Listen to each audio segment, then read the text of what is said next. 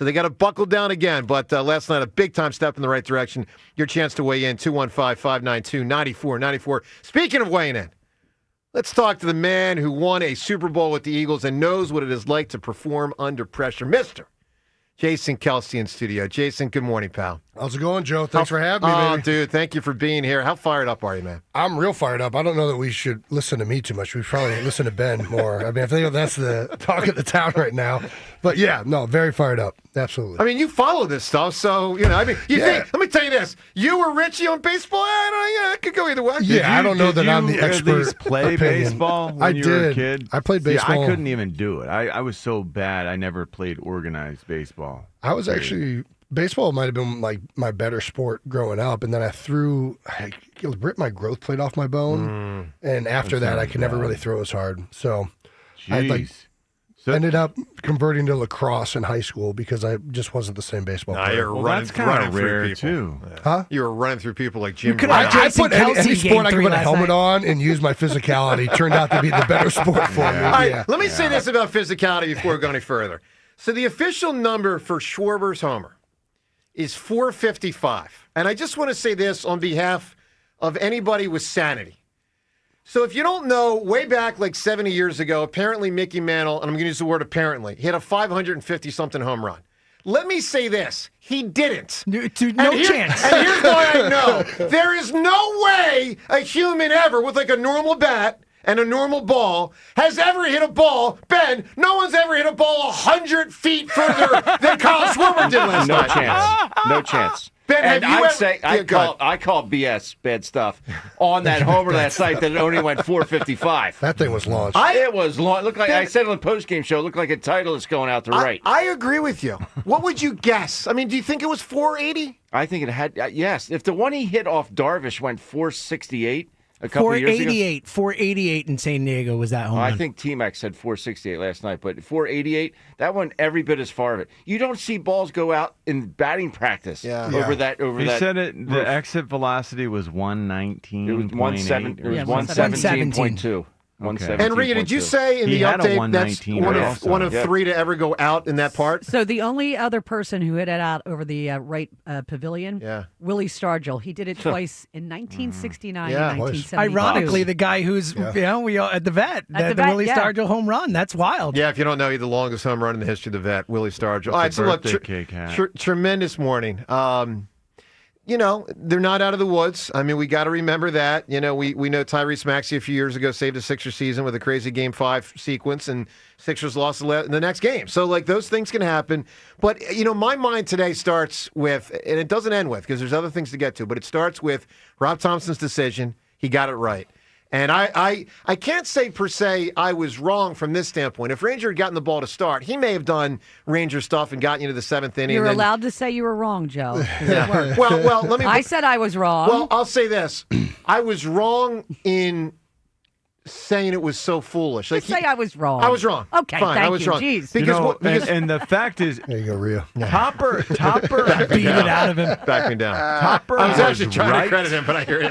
Topper was right, but imagine how much he was putting out there. Imagine how much he was putting on this decision. Oh, 100%. Right.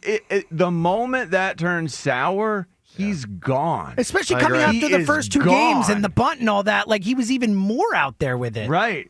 He made it very clear that this was all on him. Yeah. This was his decision because he trusted Aaron Nola. This was a massive cojones moment. This is an all-in. This is an all-in and World Series of Poker type deal where it's like, dude, if this doesn't work out, he's the for sure mound of chips, and whatever happens. And it looked like worked. And not only did it work for him, it looked like the whole team responded. Yeah, like there's something about like too. that mentality. It seems like, okay, if he's going to go all in, I'll do it too. I love the fact that the approach was just more reasonable last night. Like everyone knew they had to. There were no more second chances. Like if you swing for the fences and miss, like you missed your chance, man. Yeah. Finally, we're doing things the right way, and at least at the top of the lineup. Yeah.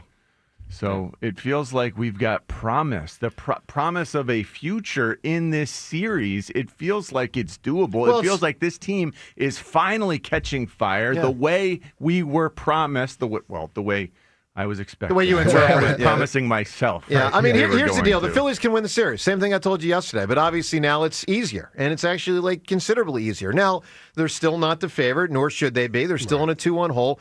Ben, tremendous matchup again. Yeah. And let's be real. In Game 1, Christopher Sanchez was better than Ohtani. It was the bullpen that spit it up. I think Glasnow's pitching for the Dodgers. Yeah, it's Glasnow in for it. Yeah, it's Glasnow, which is an even bigger advantage. Yeah. Bring it it's Glasnow, buddy. Bring it on! Yeah, it's more of an advantage for the Phillies.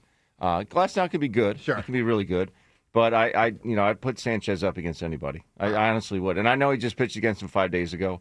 But this is a good opportunity for the Phils to even this thing up. And that's a good thing. And the bad thing about a short series is you can get back in it quickly, but it's also, hey, this is still one game. Exactly right. Then, I don't know. I was going to ask you, Ben, like how much they have this bye now, and everybody talks about the bye.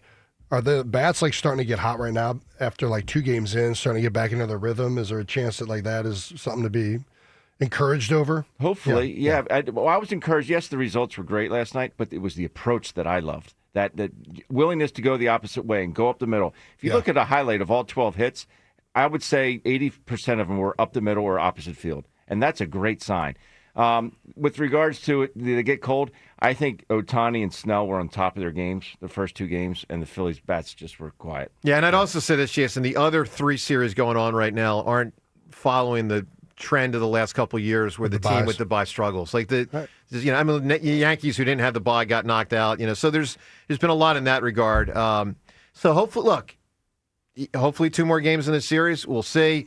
Pitching matchup obviously favors the Phillies tonight. Dodgers are a great team, not to be taken lightly in any way. But to me, there was 3 things that really stood out in the first 2 games of why the Phillies lost. Rob Thompson decisions. Bullpen, middle reliever ills, and top of the order struggles. And the middle reliever thing didn't matter last night. By the time, those guys got in there, and in Taiwan, he doesn't even count as a classic, 7, 8 inning guy. Not counting Ranger as middle relief success last night? No, I'm not, actually. The 2 that sort of were in play were A+. Rob Thompson was an A+. Top of the order was an A+. So congrats to him. And Game 4 is tonight. Game 4 you can hear on not on WIP. Normally Phillies games obviously on WIP. Eagles game tonight on WIP. Phillies game tonight, which is at 6:08. 6:08 for Game 4 of the Phillies-Dodgers series. 2 different radio stations, both in the Odyssey world, which WIP is also owned by. If you want to listen to the Phils tonight, KYW 103.9 FM and 1210 AM. That's where you hear the Phillies game. You listen to the Eagles game right here on 94 WIP. Let's go to the phones. Ed in Phoenixville, I'm sure, fired up. Good morning, Ed. Yeah, fired up. I was I got snoring away, and then all of a sudden my 3-year-old comes in. I'm like, do you realize how much later I have to stay up over the next 2 nights? But I guess I'm preaching to the wrong choir. I guess Seltzer is up till 1:30, 2 a.m. But it's just such a relief. I floated the idea of an opener yesterday, and I didn't watching Nola go, and I was like, that mitt was popping in that first inning. I was like, wow, he's pumping in 95. 95 for Nola. And by the way, Ed, the Nola thing essentially served the purpose of an opener. What it basically was is Rob Thompson trusted Nola for 2 innings more than he trusted Strom, Kirkrein, and Robertson for 2 innings. I mean, that's basically what it was. And Nola clearly knew he was going to one time through the lineup, and he maxed out, and it worked great. Yep. Yeah, and it's so. I mean, I can't say like Jack Fritz says, never a doubt. Like I had lots of doubt yesterday, but just seeing Rob Thompson, just reflecting on the press conference when he announced his decision, it was such a sense of calm. Like it felt like he knew what he was doing. Looking at it in hindsight, and it's like once I thought I was out, they pulled me back in. Sure. Like, I'm back in now. Like I'm in with both feet. Let's freaking go.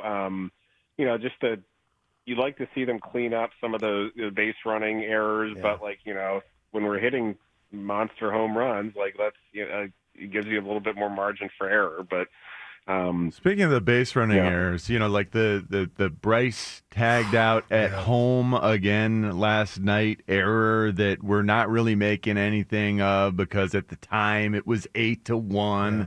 How bad was that? I mean, Ben, me as the layman, I watched this and I'm thinking Bryce Harper makes the dumbest base running decisions I've ever seen. They just are. Why? Was it as bad as I thought? Dusty sent him, and you have that option, you have that luxury of putting more pressure on the defense because of that lead.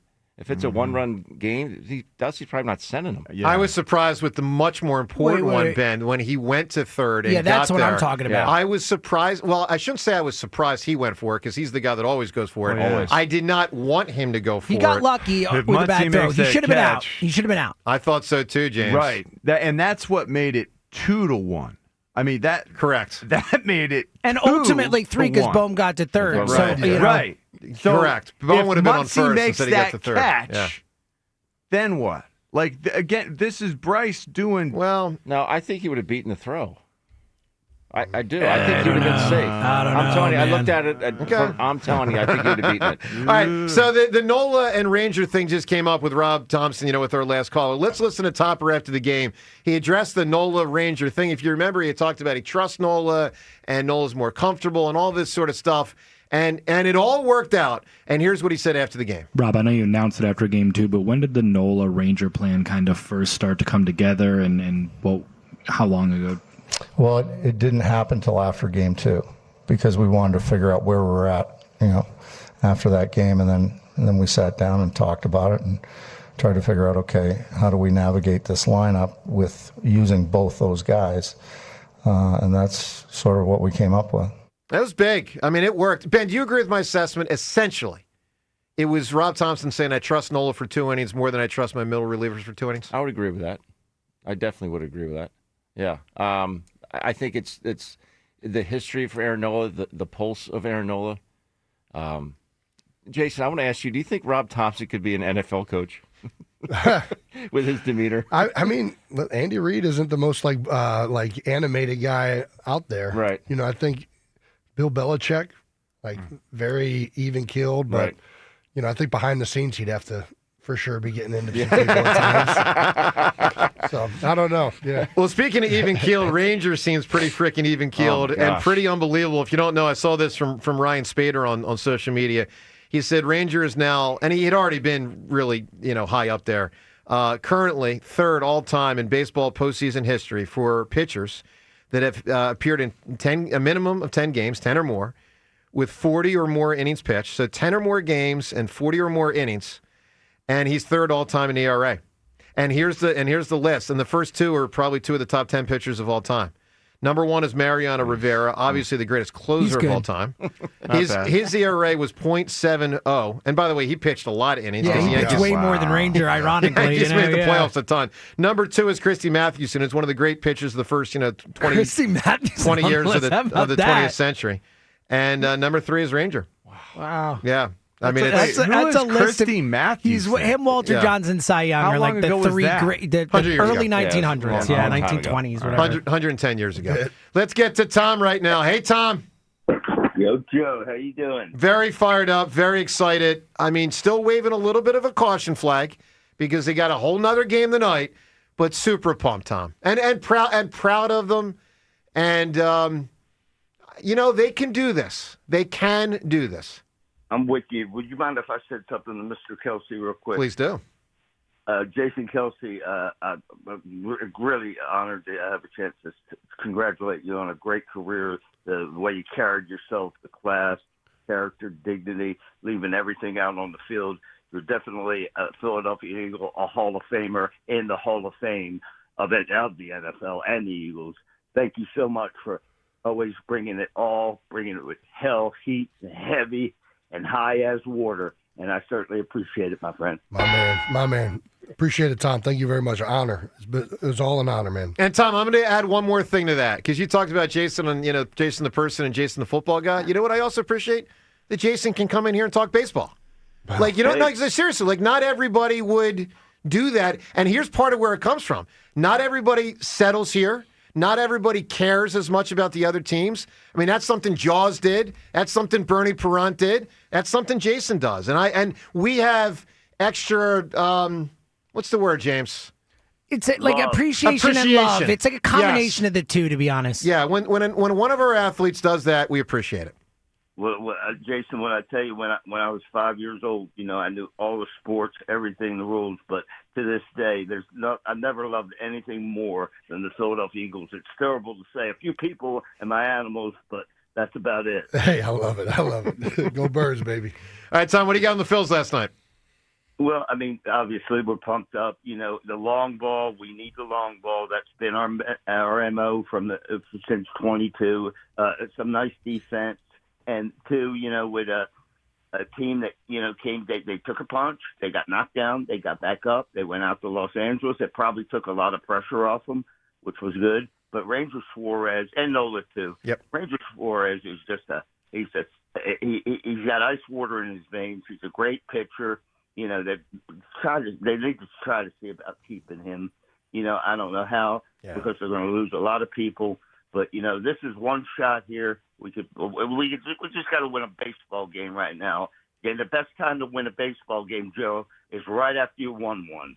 You know what I'm saying? I think the best time to win one is in the ninth inning. But if you say after you won one, that works too. I think the best time to win one is in October or November. How about that? I think the best time to win one is when it's the last game of the year. How about that?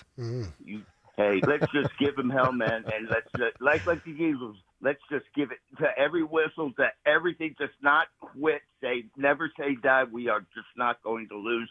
We don't know the word lose. You got it, my man. Tom, good call. Hey, Jason, Eagles. I mean, we're not talking a ton, but we want to, mix it in. They have a game tonight. They have a game. Back to the basics tonight. Back to splitting it up, run and pass, and just let's kind of get this offense to do what it does, right? I mean, isn't that the way it's going to be tonight? Well, I mean, I think you always try and take what the defense is giving you, and sometimes you're more run heavy, sometimes you're more pass heavy. I think Patullo talked a little bit about it during the week, but they did a lot more RPOs this week, which sometimes when you pull them and you throw them a lot more, those are really kind of called runs that end up getting thrown, so it even exacerbates it. But they should be aiming to be as balanced as possible, just as an offense. They have the firepower across the board to do that. They don't have to be one-dimensional, and it makes the defense and their job so much more challenging to defend them if they aren't one-dimensional. John, I'd be shocked if they don't. We have real issues, though, Jason, with what they did to us in the second half, what Denver did to us in the second half with the zone, whatever you'd call those, where it's disguised. You got a bunch of people up. Yeah, the simulated pressure stuff. We still haven't figured out how to beat that.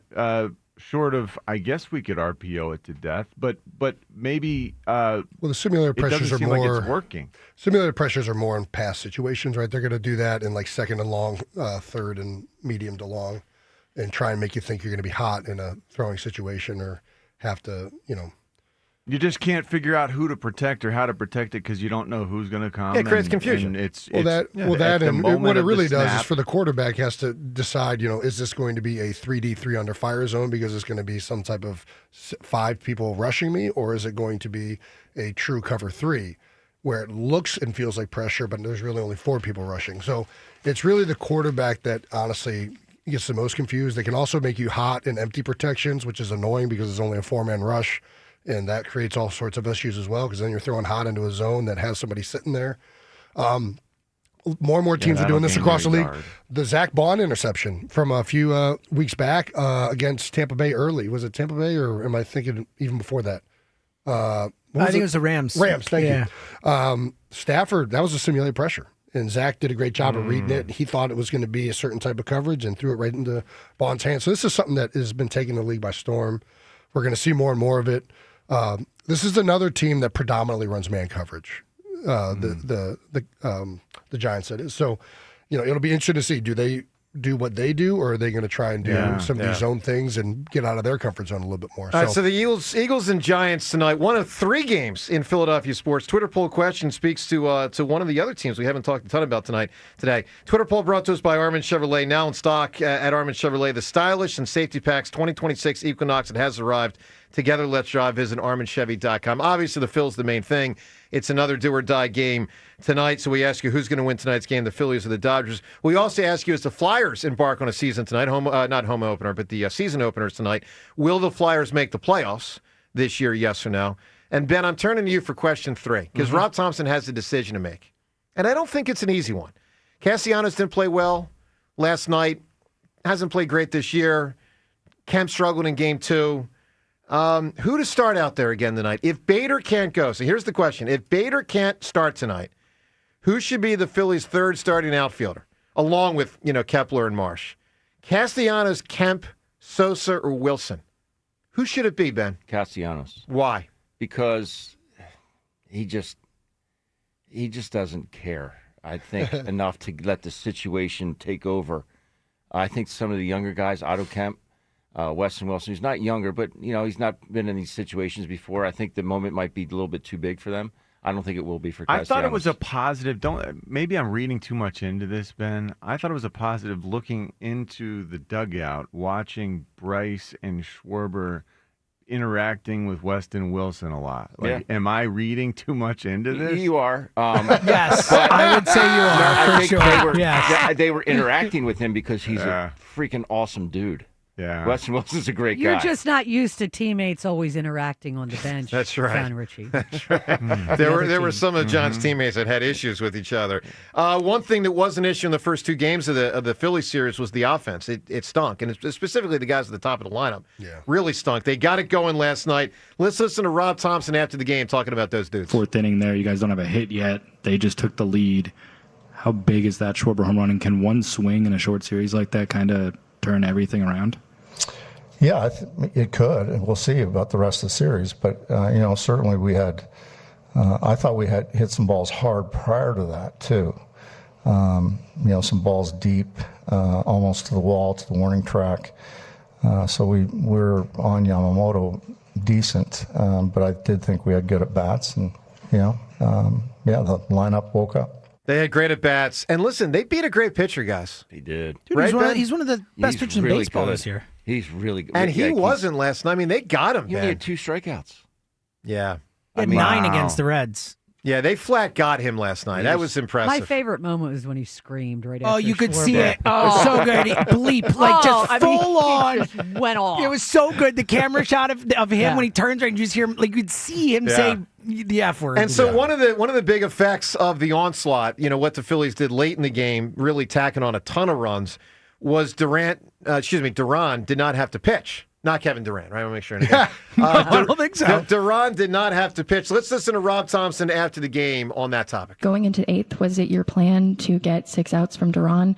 And if so, how big was that offensive outburst in saving him potentially for tomorrow? Yeah, that's what we were going to do, especially starting at bats. I believe we started in the 8th. Once we had it on, went to Kirk, and Kirk threw the ball great. So. Yeah, it saved Duran for tomorrow. All right, so in full candor and disclosure, let me say, if the Phillies' lead had not been extended in the top of the 8th, I would have wanted Ranger kept in there so you can go 1 inning of Ranger, 1 inning of Duran, and more Duran today. Me too. Right? At least I would have given Ranger a shot. Yeah, I'm with you. But look, it all worked out. You didn't have to use Duran. He got up in the bullpen a little bit, but that shouldn't impact tonight too much. How many pitches did Ranger end up 72. with? Which I think, John, 5. He could pitch on Saturday. Oh, yeah, absolutely. Can you get 2 innings out of him Saturday, Ben? 100%. Can you get 3? 2, now you're being greedy. Yeah, 2, right? I would say at least 2. Yeah. I'd say 2. Jason, are your kids into this? Are they too young, or are they? They're way too young. Baseball is a tough one to get them. Really, any sports, unless there's cartoon characters running around playing it, it's very difficult. I love it. They love chants. My daughter loves the Eagles chant. That's been like an intro. They love mascots. Yes, they love chants, mascots, all that. Exactly. Yeah. That's so good. All right, let's get to Jordan right now. Jordan, good morning. Good morning, everyone, and good morning to Jason Kelce, the man with a heart of a champion. I feel a Game 5 first pitch coming on from Jason Kelce. I don't need any Miles Teller. I'm not a high school girl or a house mom or anything like that. I don't need that. We love Miles Teller on this show. That's great. I feel it was always going to be Phillies in 5, and now maybe it'll be Phillies in 5. Jason, the last time I spoke to you, we kind of traded barbs about you coming to my wife's bar class. Yeah. Scoping out some of the other attendees. Like, that's an open invitation, man. We can make some good social media off of that if you're interested. It sounds like a good time to me. I tell you, she teaches hard, and there's a lot of nice-looking women in there. We talked about the game last night. He's a taken man, Jordan. Yeah. Really, that's very odd. Won't even notice him. Well played. Everybody looks. Joe looks. Amy from Villanova looks the other way. We're all good. We're good. Only are the Phillies. When you're winning, do you feel like you're losing still? Because that game was 3-1. And I honestly felt like we were losing as we squandered opportunities with 2 guys on base and no outs 2 times in a row. So I'm just so glad that this morning that and Harper mismanaging the game aren't the storyline. He didn't mismanage the game. How did he mismanage the game? No, he's saying it wasn't the storyline. No, he didn't. He did not. Okay, good. He was happy it wasn't the storyline. Is what I'm sorry. No, I got you. That is not what I wanted. I was hoping that the pitching decision would work out. I was hoping that the lineup decisions would work out, and they did. So it really gives me hope that this team made the right decisions, and the people that I questioned as potentially being frauds, the top of the lineup, stepped up in a big way, including, Trey and Schwarber had career playoff nights last night. Yeah. So to go from where we were in the first 2 games of the series to where we are today, it's either the reason you should never watch sports or the reason you do watch sports. So I'm not really sure. All right, Jordan, we got you. Listen, it puts your heart on a roller coaster. I mean, the last just 24 hours. I mean, John, the nature of our program yesterday compared to the nature of our program today. I felt betrayed yesterday. I was so in my feelings. I was so upset. I mean, like, downtrodden. Inconsolably so, and then it's like the only thing that could console any of us. They did. Yeah, they went out and they did it, and they proved that they could do it decisively. Yeah, the first 2 games were too. neck and neck. Like, we don't even have to make this close, guys. Yeah. This team can explode. Well, so can the Dodgers. I understand that. Yeah, I don't think with with this pitcher on the mound, I don't think that's happening. Well, I think Sanchez will do a great job on it. Here's what I'll say about the series at large. Obviously, the Phillies can win it, and hopefully they do, and we'll know in the next few days whether they got it done or not. But if they lose the series, I'll still point to games 1 and 2 and say that's where they blew it. Because I think they had moments where they blew it. So they're not out of the woods on that front. I think this is Rocky 3, second time he's fighting Clubber Lang. He's not getting killed. He's getting angry. That's what those first 2 games were. We just took a couple shots. Lots of shots from Clubber Lang. He'll kill you, Rocky. Problem is, Clubber Lang killed Mickey, literally killed him. Yeah. Jason, I've had this theory. It's manslaughter. It's not murder. He pushes people. They knock into Mickey. Mickey falls. He dies like 30 minutes later. You don't take into account that they let him sit in the back room instead of going to the hospital for like an hour or whatever. Like, could have lived if they had taken him to freaking hospital. Mickey's like, no, I got to stay here for the fight. Okay. Bad medical care. All right, let's listen to Rob Thompson after the game. Boy, he was criticized a lot, and I don't think anybody was louder about it than I was.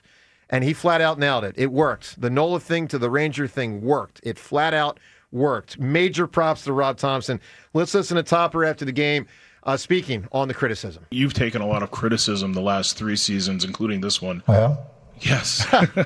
For some of the decisions you've made, and they haven't worked out. So the way the guys played as well. Have you felt that pressure going into, especially tonight, which was an elimination game, and has it affected you at all? I don't think so.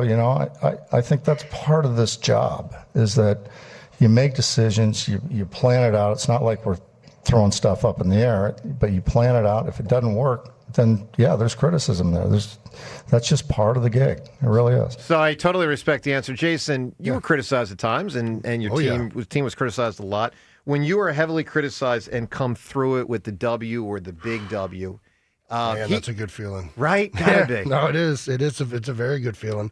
They're not out of it yet. He's not on cloud 9 yet. But if they do come out of this on top, that is a damn good feeling. I think that any athlete that's been through the ringer and been through the ups and downs and been questioned, and you've and I'm sure it's the same for coaches and anybody else. But yeah, it's and it's a credit to how he's handled it too. I really respect Hopper and how he's managed a lot of the criticism and how he responds in the media. I know it may not be what everybody wants. They might want a more emotional response at times, but I really do appreciate his temperament a lot, and I think that I'm really rooting for him, and I hope they go all the way, win the whole thing. Yeah. And he gets in a mummer suit and dress up on that'd be great. Yeah. Put that video up on social media, Subs, right? I'm so with you, dude. Love it. Hey, react to last night's game. Obviously, it was a thrilling victory. How it sounded with both Scott Fransky and Tom McCarthy doing play-by-play last night. We'll play you the montage of all that went on last night, the notable moments in the game. We'll get to that probably coming up at about 8 o'clock today. So a tremendous montage with thrilling victory. That's up ahead in a few minutes. 215-592-9494, your chance to weigh in today on a tremendous victory last night for Philadelphia sports. Let's get to Patrick in Tabernacle. Patrick, good morning. Let's go, Flyers! Yeah. Hold on. I got it ready, Patrick. Here we go. Start of the season. Yo, can you imagine Jason Kelce on ice skates for the Flyers? Would not go well. Yeah. Yeah. Listen, I got a trifecta tonight going. I don't know how I'm going to do this. Flyers, Phils, and Eagles. But holy cow, the Phillies are just they're killing us here. They're making it difficult for us with exciting game. It's exactly what guys like me and the rest of us were saying. Like, our big boys need to be big boys, and boy, they showed up. Mm-hmm. By the way, Patrick, you know who hasn't been a big boy as a hitter? Bryce Harper. Shohei Ohtani. Oh yeah, he's been the small. He's been the okay. Yeah, right. Give me Richie's head. Give me Richie's head. Don't poke the bear, as they say. But of the 6 guys that are like including Freeman too. I know I'm including Freeman because the 6 historic guys. Freeman's been as bad as Ohtani though. Okay, fine. Then he's not anything. Then those 2 have been the worst of the 6 main dudes. Those 2 have been the worst. Bryce is Bryce is cocked and loaded though right now, man. Like I think so. He's ready to roll. Ready to let it unfurl. Yep. Even the walk in the first inning, I thought was a really good at bat from Bryce. Yeah. Goes down, battles back, got the walk. We haven't seen those at bats from him until last night. I agree. That was such a great sign. What do you guys think about the bunt to start the game? The bunt. It seemed like Stott was bunting every time he was up yesterday. No, you're talking about Trey. I thought it was. I'm not confident in getting a hit. Yeah, and it scared the hell out of me. That's how it came off to me. Yeah, right, Ben. Yeah. I don't know. Bunts are tough. When they work, they're great. When they don't, But I don't know. It was something different. So Trey tried 1 and Stott tried 2. Yeah, well, no, Stott just had the 1. Yeah, Stott had a sack. Stott had the sack bunt that moved him to second and third. Turner was the first at bat of the game. Yeah. Turner bunted out. Now, to be fair, Patrick, to Turner, and I didn't like it, but to be fair, you do that sometimes against a great pitcher because you think it is your way to get on. Like, take Ben Davis when he betted against. That's 100% why I bunted against Schilling. When Ben Davis broke up a no-hitter in the ninth, you know the story, Jason? When he broke the rules of Major League Baseball, the unwritten rules. Unwritten rules. Tell Jason what happened. It was the 8th inning, I think. I thought it was 7th. Maybe 7th inning. And Kurt Schilling had a perfect game. And there was 1 out in the 7th inning. And I came up and I saw that Jay Bell, the second baseman, was playing basically shallow right field. Yeah. And I said, all I got to do is get this bunt past Schilling. Yeah. And it was 2-0 at the time. 2-0. So if I get on, I bring the tying run to home plate. Okay. So he threw me a little breaking ball, and I just brought it with me, and I made it to first base easily. Broke up the perfect game. Broke up the no-hitter. Broke up a rule. Couldn't have happened to him. Did anybody else get a hit? Yes. Yes. Yeah. So it would have ended regardless. Does Schilling hold this against you? No, he said I don't hold it against. Bob Brenly did, their manager. It was a national story. Yeah. Wow, huge story. People still talk about it to this day. And this happened in 2001, I think it was. Even though other people got hits afterwards. Yes. So it wouldn't have been a perfect game regardless. They don't know that. You don't know that. That's the idea. If you didn't give that hit to Schilling pitch differently, who knows? But my quote after the butterfly game. Effect. Yeah, my quote after the game was, "Did you see my first 2 at bats?" You really think I would have gotten a hit by swinging? Well, that brings it back to the trade point. If it was 6-0, I wouldn't have done it. But I brought the time, and the guy who was behind me, Bubba Trammell, hit 25 homers that year. Yeah. So it was like, I'm just trying to get. It was in May, and it was. I still took a lot of heat for it. If rules are meant to be broken, what are unwritten rules meant to be? That's right. So not written at all, yeah, right? Exactly. Yeah, all right, let's get to Nick right now. Nick, good morning. Hey, good morning, guys. How you doing? Great, Nick. How about you? Listen, I woke up singing like Fred Rogers, man. I tell you what, I feel great about tonight. I really do. And the one thing I got to give to Topper is that, he went with the Rays strategy, I guess, that they made it popular to go off the bullpen in a way. And he made it a bullpen game, and it was a ballsy move, and it worked out for him. Well, I'm going to give you a yes and no on that. I mean, the Rays would start an actual reliever. The Phillies started an actual starter. You're right, Joe. So I really wouldn't call it a bullpen game. If anything, I'd call it a not bullpen game. Nick, the whole point was to use Nola for 2 innings instead of Strom, Kerkering, and Robertson for 2 innings. It was actually trying to avoid the bullpen, and it worked. And listen, I was very, very critical of Rob Thompson. Props to him. He got it right. And by the way, for all my criticism of the decision going in, there was a worthwhile point within his point.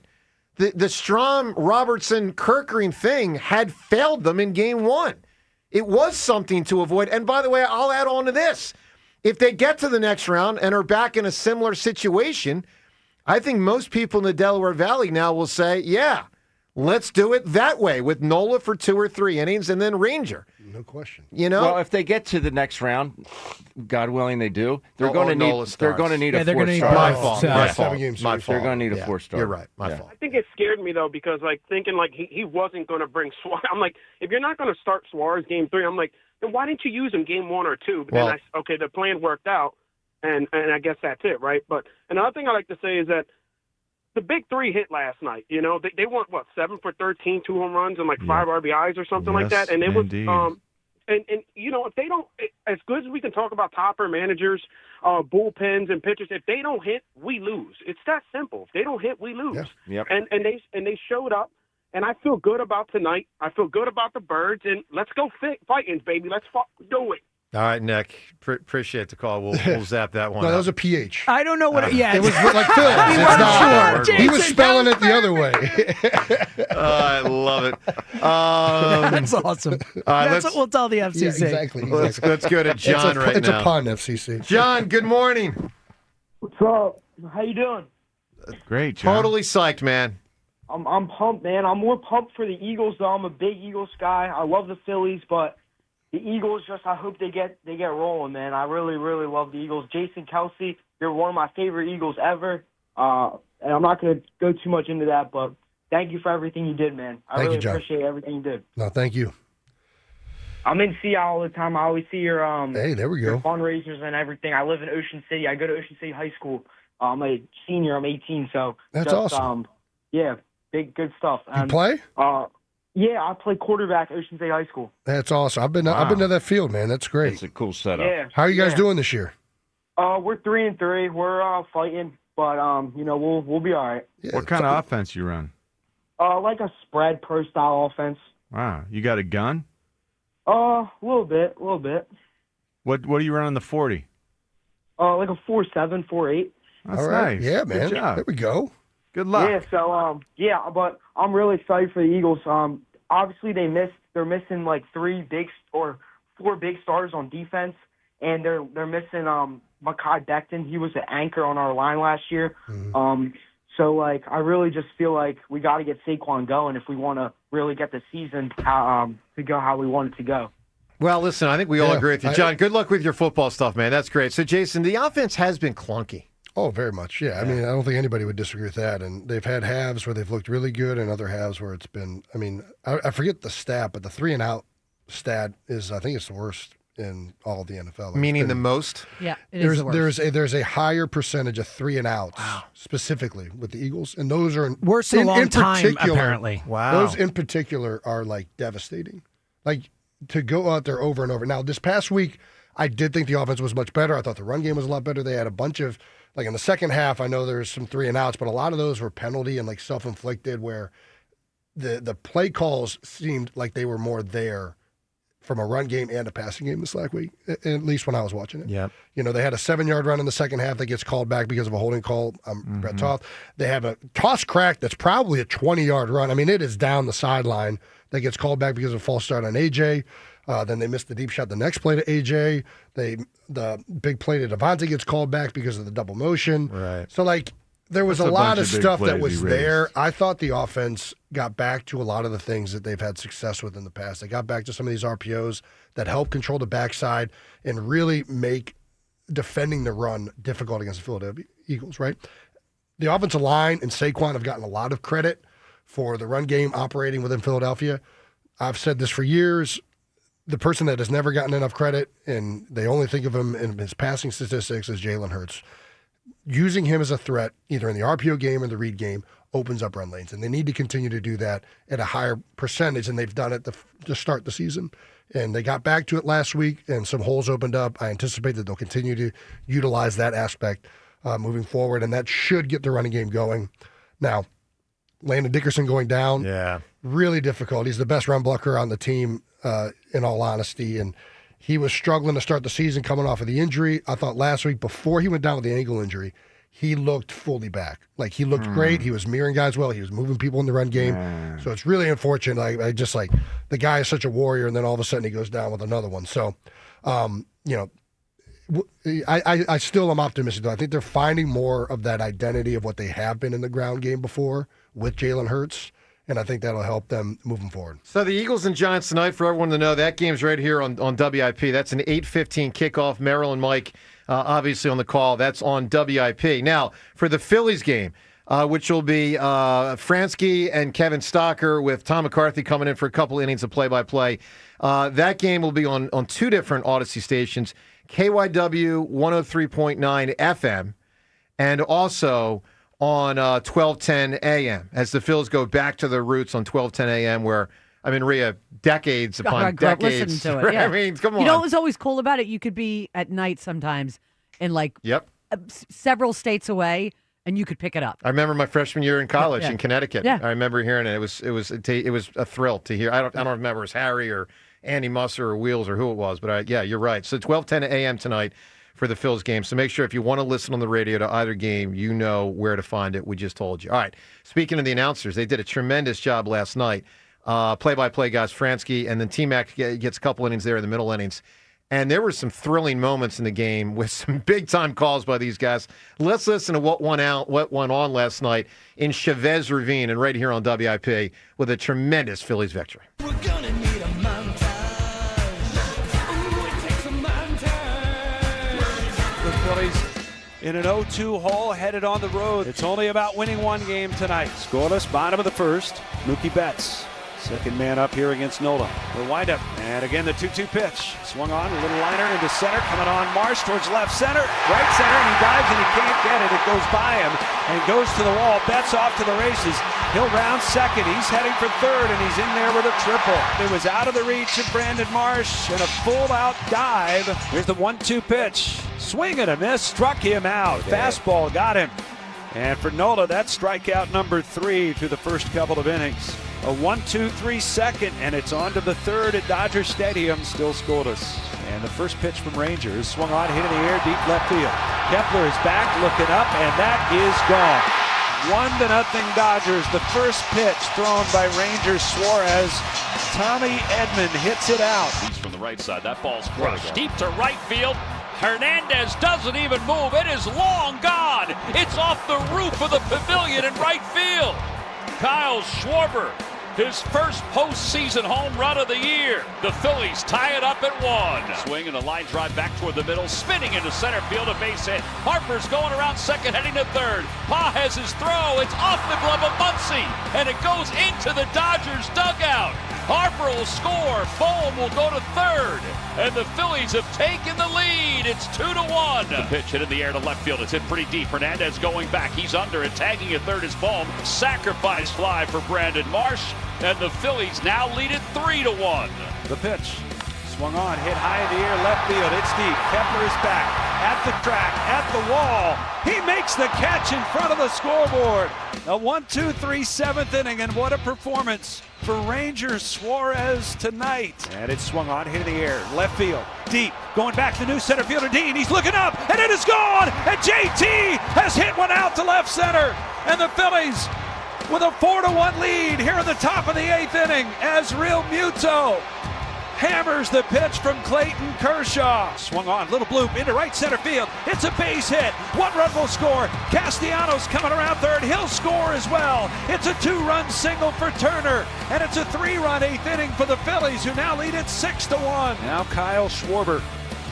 And he swings and hits one high in the air to right. It's pretty deep. Hernandez back at the track, at the wall. It's gone! It clears! And it's a 2-run home run for Kyle Schwarber. And a 2-homer night here in Game 3. Let's go. Here's Ohtani against Banks, and the first pitch is popped up. Shallow right. Coming on is Castellanos. He's waiting. And the ball game is over as Castellanos makes the grab. Ohtani makes the final out. And there will be one more game for the Phillies at least as they beat the Dodgers tonight in Los Angeles, an 8-2 final. Well, really a thrilling victory by the Phils. Major props to Rob Thompson for getting it right with who to start and how to sequence it. It worked. It flat out worked. And obviously the dudes at the top of the lineup, and that goes through Bohm because we talk a lot about 1, 2, 3, but as John pointed out earlier, you know, Bohm also hadn't exactly been stellar in 4, and he was last night. 1, 2, 3, 4. I mean, John, these guys all delivered. All of them. Sure did. It was, and what was most encouraging to me, and I realized it, I was talking to Ben in a commercial break. I said early in the show, the powers that be, the talking heads, those who know, always talk about Bryce when he's getting going, he's hitting to the whole field. He's letting the ball go where it wants to go. Yeah, where the pitcher taking it where it wants to go. That's Ben Davis, who's dropping those knowledge bombs on us, periodically. He's the one who I've seen bringing that point up repeatedly, and it's always a good point. I've seen it happen time and time again. Bryce is right where he needs to be, and I think this team is about ready to just ignite, and I hope I'm right. I hope you're right, too. And that's the approach. The approach that I saw last night is going to lead them to having more sustainable success offensively because it was, there was not a lot of swing and miss. They saw a lot more pitches. They used the whole field. Got Yamamoto out of the game in the 5th. It's huge because that bullpen is not good. Yeah, it's just not good. And I love Dave Roberts, but he's making some bad decisions. Oh my God, it's unbelievable. Some bad decisions. He's a bad manager. And he's lucky he has got the firepower that he has in that dugout because he's making some decisions I think that could go in the Phillies' favor. By the way, I think the TBS announcer is still lamenting, oh, it's so sad to see Clayton Kershaw out there. Enough, announcer. All right? Enough, Keep dude. putting them back in. I mean, you might make the point once. All right, I don't need to hear it 7 times. Well, blame that on Robert. I couldn't believe it. I couldn't believe it. But he took one for the team. It's a smart baseball move. Why use another pitcher if you don't have to? I understand that, but he is he's a Hall of Famer. I'm a Kershaw fan. I am. And I thought that was I thought it was disrespectful, and I was thrilled with it. I loved it, but I think it was absolutely the right decision. I also thought the announcer did not do a good enough job saying, "Hey, this happens to Kershaw frequently in the playoffs." Like he didn't he captured the regular season Kershaw, who's an all-timer. Playoff Kershaw's below average. Yeah. I mean, he's just not that good. Yeah. So anyway, and it's part of the story. That's part of the story. Ben, so why did they change up their strategy in this game at the plate? Like in terms of like being able to go, like why don't they just do that all the time? It's a great question. Why don't they? It's a great question. Is it because the pitcher's really good and they just want to like get contact? Jason, I'm coming right back at you. Why couldn't you guys be more consistent on offense? Well, no, I'm saying usually that was like execution and stuff. Like it feels like we're kind of alluding to this like a complete change of strategy at the plate. Yeah, I think it goes to back to the old definition of insanity. Okay, all right, sure. It just wasn't working, so they figured this isn't working. We have to be better. We have to use the whole field. We can't swing for the fences. It's amazing when you don't swing for fences. That's when the home runs come. Right. Wow. It's crazy. They also got back to what they did. Like, this is what made them good this year. Yes. Like, the first 2 games of this series weren't the team that we saw for the large portion of the season. Look, the Phillies are an outstanding baseball team, and they showed it last night, and they can win this series, and Game 4 tonight, and they got a pitching edge with Sanchez because Ohtani doesn't go till Game 5. All right, 215-592-9494. Coming up, more with Jason. Also, Rob Thompson. It happened so late last night, I'm guessing many of you did not hear it. His post-game press conference covering tons of ground on all of this. We'll get to the press conference. Bryce Harper, something he said I thought really good perspective after the game from the Phil star. That and more. Phone calls on all these topics on 94 WIP.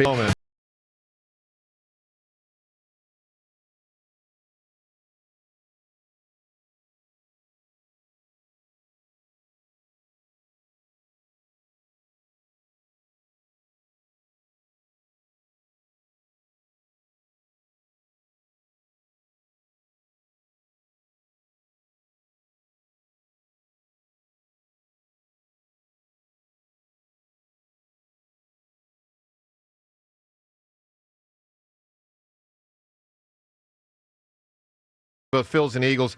Want to hear from you on what went down last night, your anticipation for both games tonight, or all three if you want to include the Flyers. Flyers season opener tonight, home opener next week. 215-592-9494 to climb in on any of it. Rob Thompson's full press conference. It happened super late last night, covered a ton of ground. We'll air that for you at about 8:40 today. So 8:40 to hear Topper talking about everything from last night. A lot of good stuff. We'll get to that in about 20 minutes. Jason, Sirianni and Fangio have a decision to make. And I don't know if it's tonight or the next game, but Nakobe Dean's going to be back soon. Yeah. And he may play tonight. We'll know a few hours before kickoff. If he's good to go, is he full-time starter, no-time starter, or part-time player where on certain possessions or plays they slide Jihad Campbell to edge? Like, what happens? Yeah, it's a great question that I don't fully know.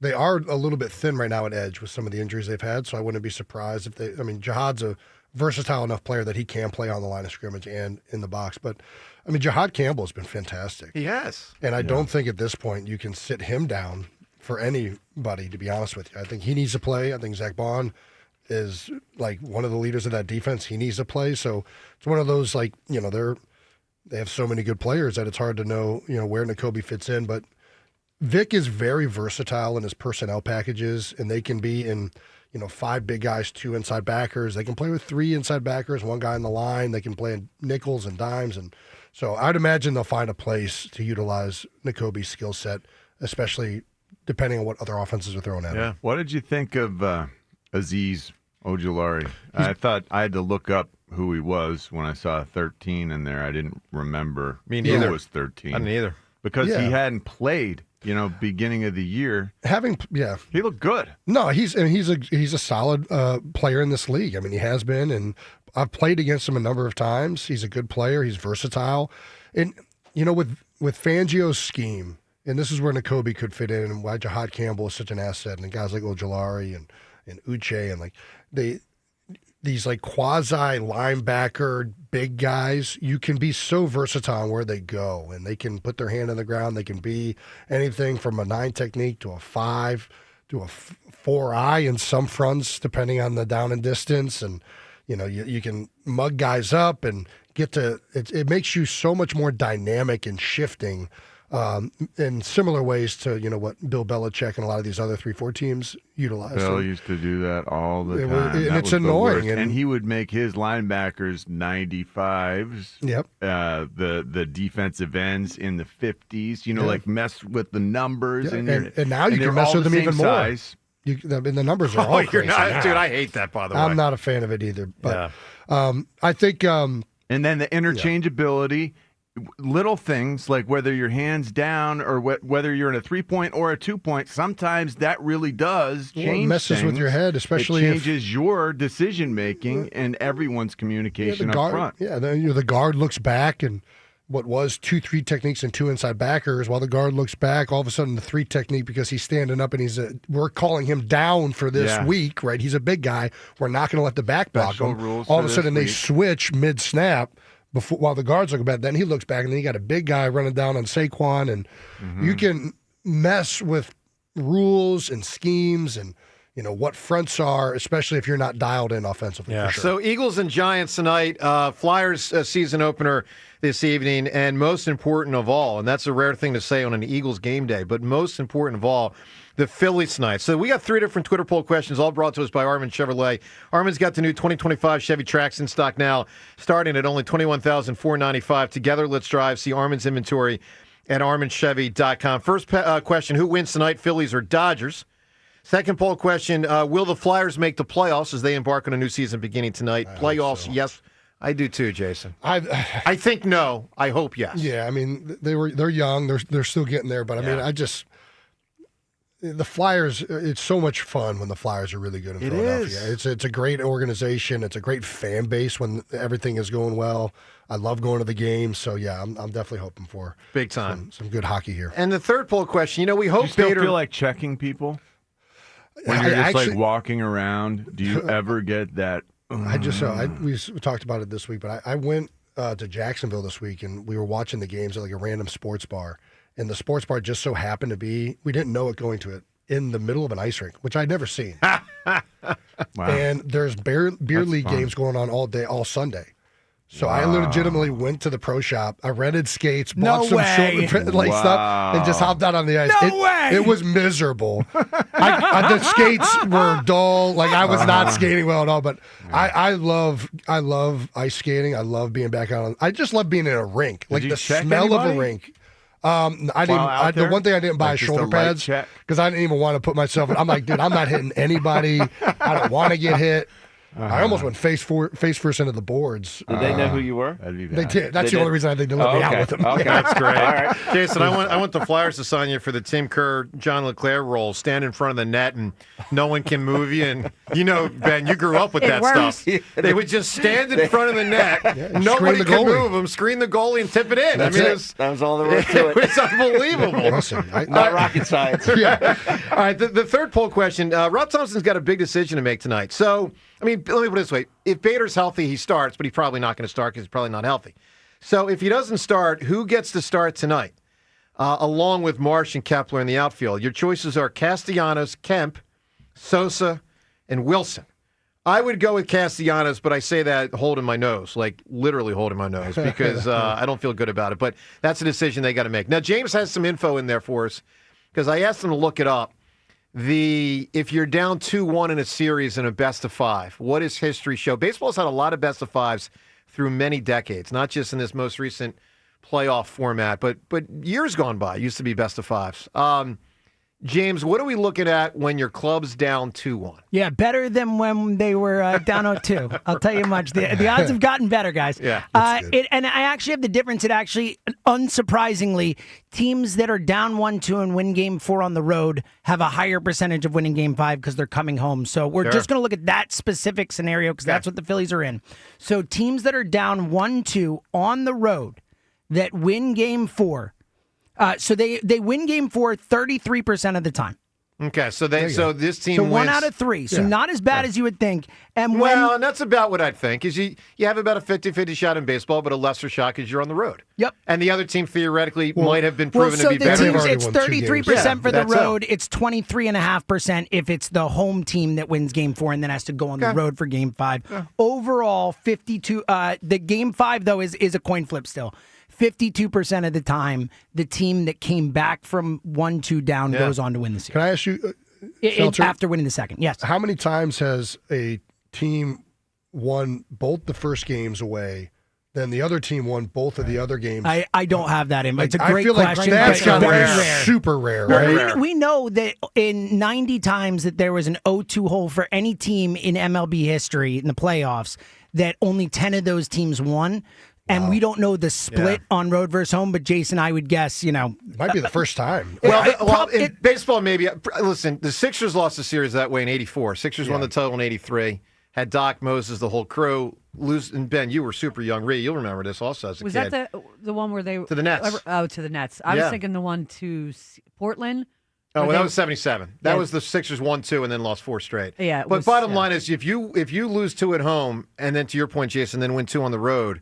That is a rare one. Right. I don't know how often, but I know this. Not much. Right. Does not happen much.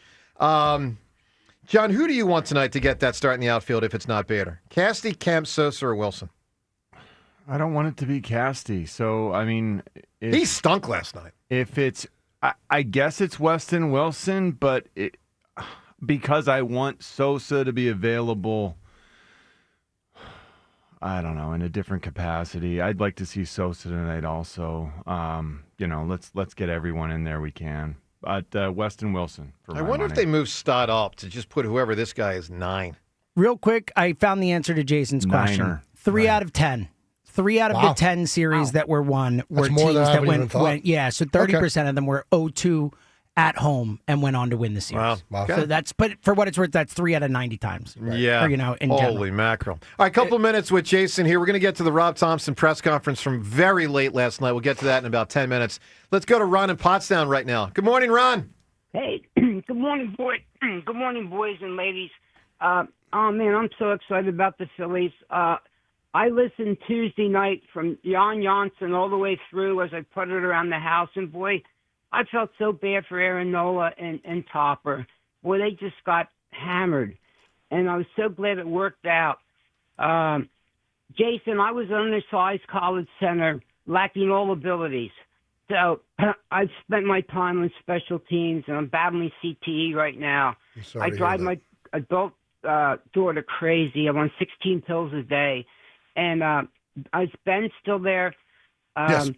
If he is, I would tell, I was a high school and Legion catcher. I'd tell Dorian, if I could hump it up at 103, I'd throw one against the screen once in a while because he's always around the plate. Yeah.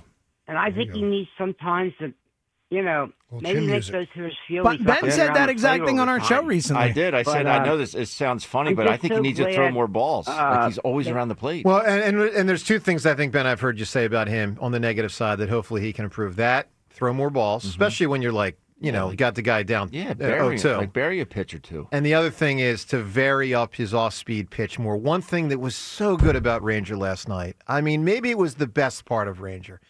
His variance between his fastball and his, I'll call it, not fastball. Yeah. It's unbelievable. He can add and subtract with the best of them. I mean, he was throwing a 72-mile-an-hour curveball and a 92-mile-an-hour fastball. From a hitter, and he can throw it in any count. That's what's so frustrating. From an offensive standpoint, you can never sit on one particular pitch or one particular speed. And I think that's why hitting Duran's a little bit, it's not easy hitting 102, but everything he throws is hard, except for that curveball, that knuckle curve. That's why I think he needs to throw that more. I think he also, and I hate to say this on the negative side for us as Phillies fans, but it's worth pointing out, I think he made himself some dough last night. It's going to make it even harder to sign him. I mean, if I'm a team, think of it this way. If I'm a team that makes the playoffs year over year, teams like the Yankees, the Dodgers, whomever. Now, the Dodgers have tons of pitching. But, why wouldn't you want that guy on your team if you're likely to make the playoffs? He's got the 3rd lowest ERA in the history of postseason baseball. Yeah. He's a freaking stud. He's a stud, but he's just staying on the field every 5th day. I know. It's not easy for him. Yeah, it certainly has been an issue. The only knock on him. Back is not something that instantly gets better. It's wonky, and then it stays wonky. Let's listen to Bryce Harper. So after the game last night, Bryce, I thought this was good perspective on kind of where things are and just the overall vibe of what's going on. Here's Bryce last night. You talked about one pitch at a time everybody has coming into today. Is that easier now tomorrow that you have this behind you? No, it's still a really good team over there. I think obviously, we got to, work out, we just got to come in here and do our job and understand we're a really good team as well and just try to go 1-0 again tomorrow. I think I said it the other day, first to 3, not worrying about anything else and got to come into tomorrow and win that game and get back to Philly. Jason, the reason I really appreciate that perspective is that's the athlete saying, let's not take anything for granted. We won a game. It doesn't mean we win the next one. We got to stay locked in. Yeah. You're not letting the moment get you out of what you should be focused on, which is the fact that we got to go right back and do it again, and quite literally the next day. So yeah, I think that's the exact mindset you want to hear. James, give us actually, let me go to Ben here on this. Ben, give me a Tyler Glasnow. So he's going to be the starting pitcher tonight. It's funny. I thought earlier in the show it was Ohtani, so shame on me for having that wrong. So Glasnow, who we saw in Game 1, and is a good pitcher, but not on the level of the other 3 guys that have gone in this series for L.A. What is he? I think if adversity makes him soft, and I think that can go well in the Phillies' favor. He's got a great arm. But he's another guy that has a tough time staying on the field. but he's close to triple digits, if not triple digits, at the top of the zone with his fastball and loves to bury his breaking ball. So if they can get his fastball down and his breaking ball up, obviously easier said than done, they can get to him, and they can get him out. You got to get a bun in there. Yeah. Get some adversity. There you go. I see what you did. Adversity makes him soft. This guy, he doesn't. He didn't. Doc had to go get him in the first game. Dave Roberts had to go get him in the first game. He brought him in, and he was supposed to be. And then next, he's got a couple guys on. There was a game. Batters, right? Yeah, there was a game here earlier in the year where it was kind of raining and spikes weren't right. He was stomping around the mound like a little child. That was the guy. Yes. That gave up five run they put up on him in April. Correct.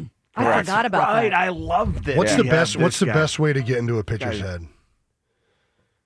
I think if they put up 2 runs in that first inning, that's the best way. I'm telling you, or a bomb.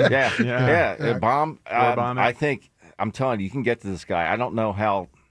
I think he can be gotten to. Let's put it that way. Good, exciting. No doubt. Let me ask this question. I'm trying to sort of move a little bit toward Game 4. So we're certainly fielding your calls on Game 3, obviously, but let's just play out a horrible scenario. If Sanchez were to struggle hard and get hit often and be out of there after 2 or 3, other than cleaning up a dirty inning where you got to get out of the inning, guys on base, who's that next guy? My guess is Walker Buehler. I think it has to be. Yeah, I don't know who else it would be. Right, it's him. If you need bulk, because you've used Taiwan a little bit last night. If you need bulk, if you need 3 innings, if you need to get me 3 through 5, it's Walker Buehler time. I would think so. Could Nola, as a guy who has started all year, cranked it up for 2 innings last night, could he pitch tonight, Ben? No. Okay. Those starters aren't accustomed to doing that. But you feel Nola? Do you feel Nola could go in Game 5, and I'm not saying as a starter? Could Nola give you an inning or 2 in Game 5? We know Ranger 100%. could. So Game 5, you could have both Ranger and Nola out of the. Yes. But then it's the bullpen available. thing. Like, do you pitch Nola out of the bullpen? Game He didn't want to do it. With an off day on Friday, it's all hands on deck. Yep. And I mean effectively, though. No, he could. Okay, good. He could. Let's get to Gino, Northeast Philly. Good morning, Gino. Good morning, guys. How you doing this morning? Good morning, great, Jason. Doing good. Fire it up, bud. It's always good to talk to Jason.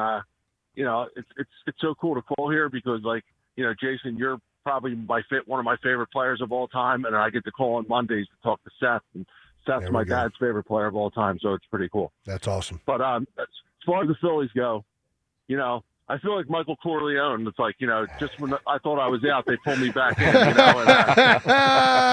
a good one, man. Honestly, I said to Jimmy when I called, I said, honestly, and I hate to say this, but I fully expected to turn that game on last night, and after about 3-4 innings, the Phillies Nola would get bombed, and they'd be down 5-0, and I turned the game off and go to bed.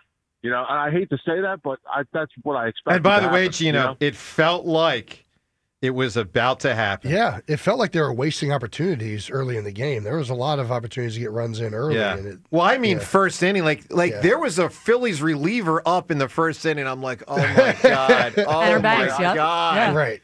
But he got out of it. He found a way.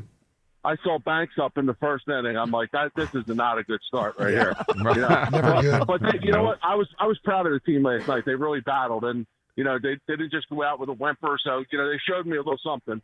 And one thing I will say, the Dodgers are obviously a great team, and obviously, anything can happen in a Game 5.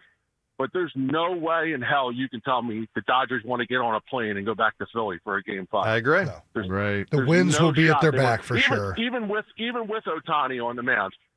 There's also the effect that it would cost Ohtani not being able to pitch early in the next series. So you're damn right they're going to want to win tonight. But Gino, I will say this in their credit.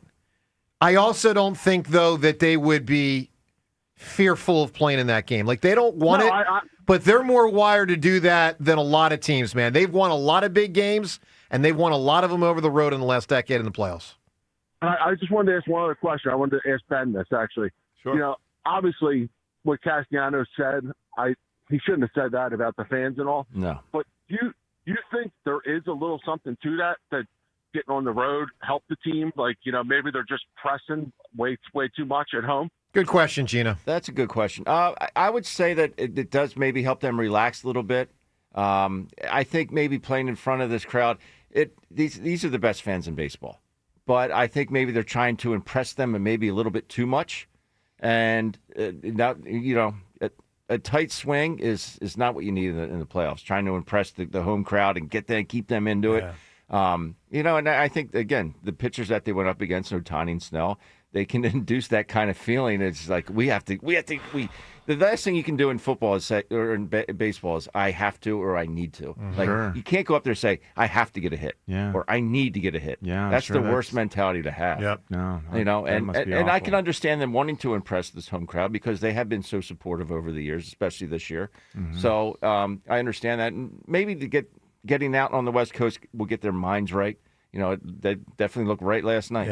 I used to worry all the time that it was for Donovan's sake. I agree with you. It was much more difficult to, bounce back from mistakes if we were at home. I felt like from the get-go, from the very first game we played at the new Lincoln Financial Field. I'm telling you, you got the fireworks, the smoke is still in the air from the fireworks for the grand opening, and Don's getting booed. You suck, because we went like 4 and out. I was positive there were times it was easier to get back on track when you didn't have the prying and angry eyes on the quarterback. That was the impression that I got. I felt like it must have been easier for him. Makes sense. Yeah, it does. So, Jason, let's get you out on this one. The Eagles tonight. We all think they're going to win. They will. Do you think they're going to win convincingly? I do. I don't think that their offense is going to do much of anything, to be honest with you. The Giants? Yes. Good. Even though that Jackson dart looked better than I love the kid's competitiveness. 2 weeks ago was really 2 weeks. Yeah, against the Chargers, which was a big win for them. I think he has a ton of competitive juices to him. I like that aspect of it. Him and Sabato, or however you pronounce the running back, Scadaboo. Scadaboo, thank you, Scadaboo. They have a ton of just like energy right now. Andy Reid used to call it youthful enthusiasm, and it's something that you need on a football team. It really does, and it lit a spark under them a couple weeks ago. I don't think he's there right now, and I think with Slayton being out and Neighbors being out, it's gonna be very difficult against Vic without any real playmakers out on the perimeter to be one-dimensional. I would be beyond shocked if they have an offensive performance that's impressive. Good. Jason, enjoy it all tonight, man. When I say all, I mean all these games. And thanks for being here, man. And thanks for having me. I mean, what a day in Philly sports, man. Oh, yeah. This could be a very joyous night tonight. And hopefully it is for all of Philadelphia. I love it. All right, there he is, the future Hall of Famer, Jason Kelce, as he's with us every single Thursday. All right, Rob Thompson's press conference we're going to get to coming up.